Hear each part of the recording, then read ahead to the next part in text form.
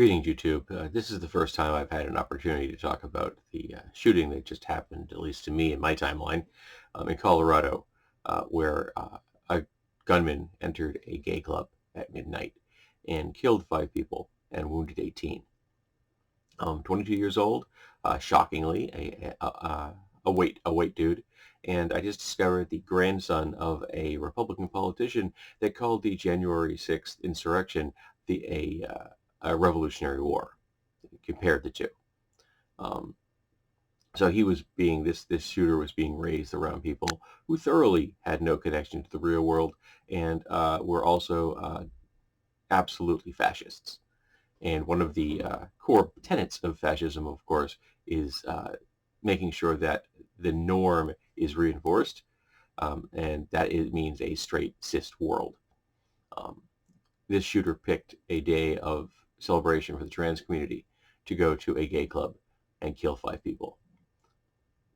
I'm not going to say his name. He doesn't deserve any kind of any more attention, nor does his grandfather. You can go look that up if you like.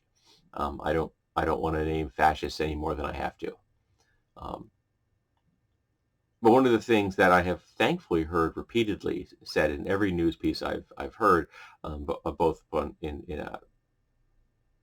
online and on the radio, is that the gunman was taken down by 2 patrons of the bar.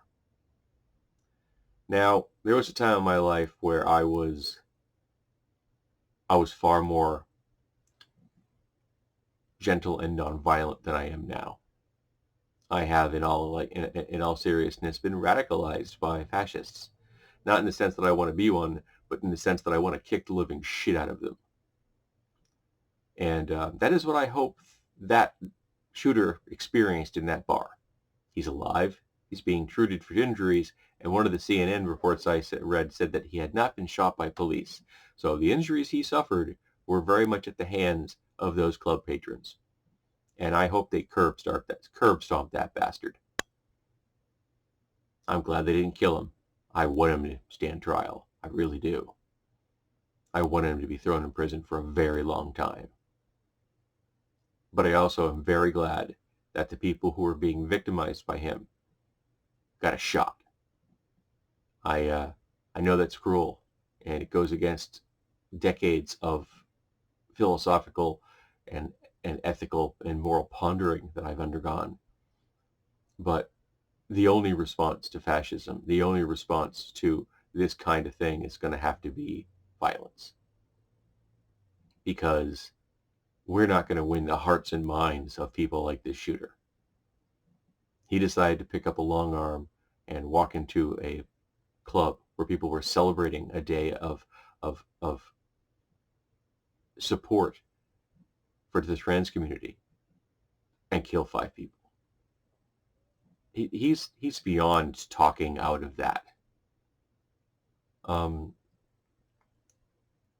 realized that he's 22 years old, and he was able to get himself a very dangerous weapon without any difficulty because, he's 22 years old and he's a white cis dude. They practically hand us AR-15s. And 5 people are dead. 18 are wounded. One of them walked with multiple gunshots to a local convenience store to get help. I can't fathom the level of toughness that takes. The level of tenacity to be shot multiple times and walk for help.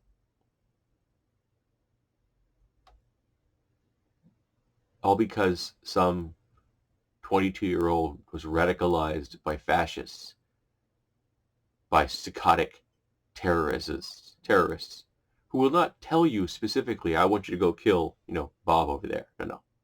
But they'll tell you again and again and again and again who they think are evil, who they think you should eliminate. And why I hate fascists, I don't want them dead. But the ones that are dangerous, I want in prison. Of course, that does include every single Republican politician, but that's a different video. But the shooter's under arrest. He's not getting out of jail ever. We got to see that fact that the LGBT community doesn't just take things lying down, that they fought back. Think about that. 2 patrons took on a guy with a rifle, with no weapons. And in Uvalde, we had 300 cops that stood there for 45 minutes and listened to children being murdered. Remember that the next time the cops want some funding. Know that the patrons of that bar were far more brave than law enforcement is in America. That in the LGBT community, we don't just have passive members, we have warriors. And in parting, fuck that shooter.